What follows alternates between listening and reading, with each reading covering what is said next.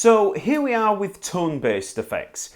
Now, as I mentioned in the last lesson, EQ pedals would come under the tone-based effects pedal banner, but we've already covered those in the EQ lesson. So let's have a look at some more adventurous tone shaping effects in the shape of filters. The most common form of filter is the Wawa pedal. Now these are much more common on guitar, but you can use them on bass and they can give you a really funky sound.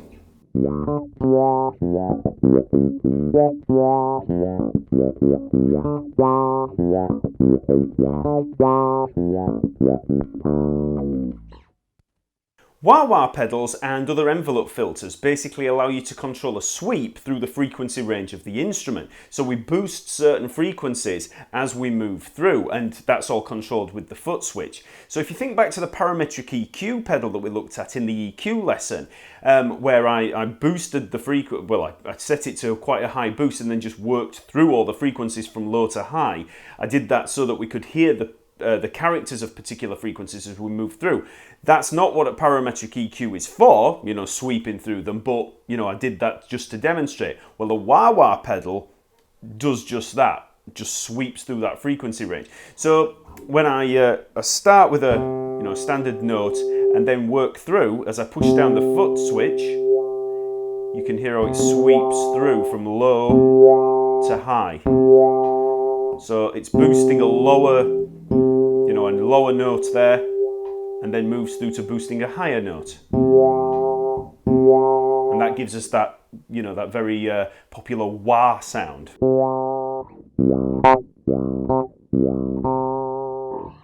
The Wawa pedal is great for controlling our tone in this way, but a more common way of getting that effect, especially on bass, is by using an envelope filter pedal, which you might also see referred to as an auto wah. Now this effect takes that big foot pedal out of the equation and instead uses the plucking attack to cause the sweep. So you can hear here, if I just play a D there, plucking lightly, hit harder, and you get that same effect that you did by pressing down the pedal. So on a Wawa pedal, you push down the pedal to get the sweep. On an envelope filter pedal, you just pluck harder.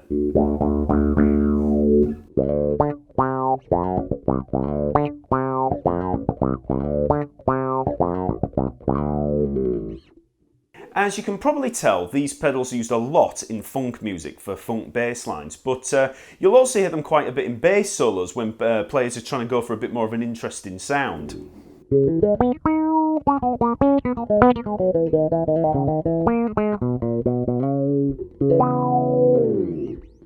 So those are the main types of filter. So now let's have a look at some more synth-like effects where we're actually adding a sound and tone to the bass rather than just affecting the bass tone itself.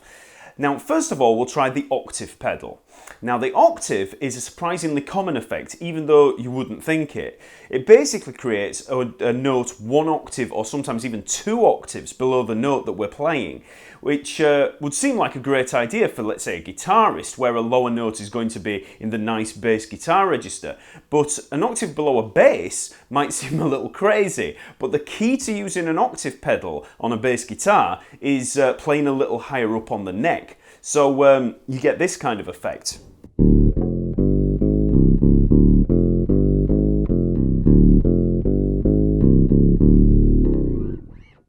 So I've currently got the bass octave switched off, so if I just play a little bass line down here,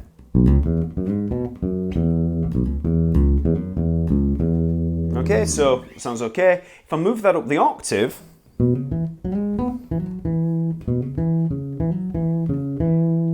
okay, now if we switch in bass octave,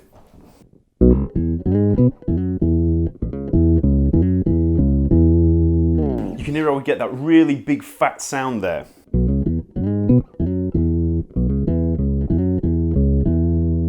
Okay, so it gives you that really nice sound, but you have to play it up there at the octave. If I was to play it further down, it might sound a little bit boomy, so. I mean, that sounds okay. It is tracking, but it can sound a little bit too evil for that style. But you can move further down and play a bass line, so you get that kind of real kind of dubby, kind of deep bass sound with the.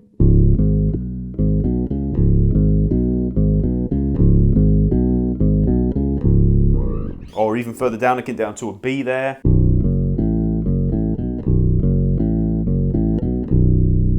So that's the equivalent of playing a low B on a 5 string. So you can get really low with the octaves. You know, if you've got a decent pedal, it will track okay.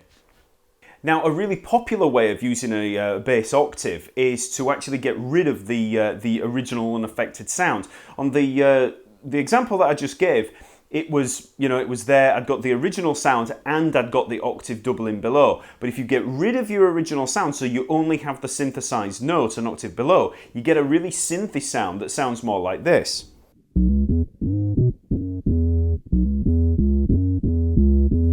Okay, so that has now got none of the original sound in there. And if I go a little bit further down,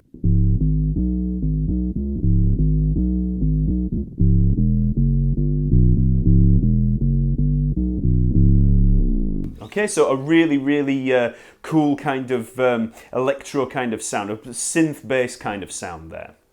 One thing to bear in mind with the envelope filters and especially the octave pedal is that they're very susceptible to little subtleties in your playing.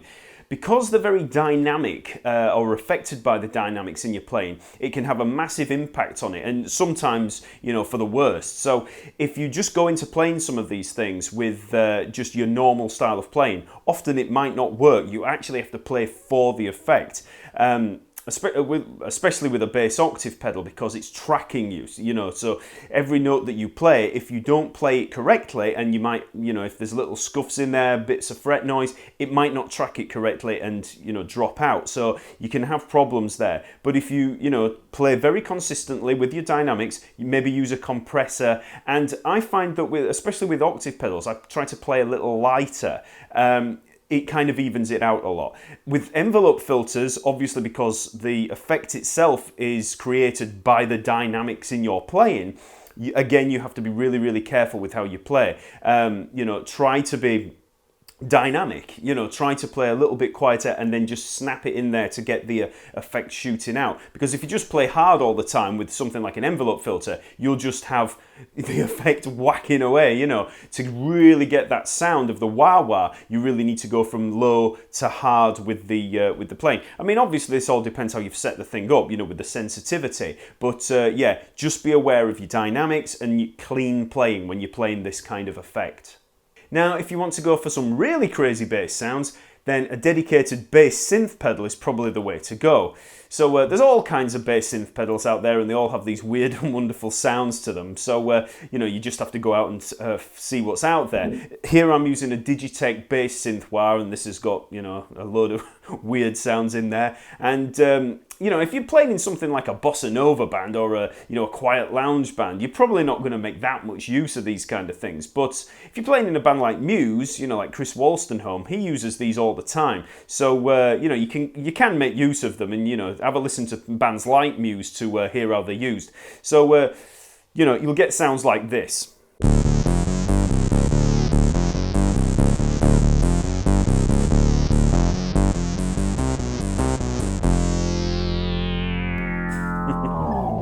So the effects in this lesson have tended to be a little bit more extreme. The next lesson I'll be dealing with modulation and time-based effects, which tend to be a little bit on the more subtle side.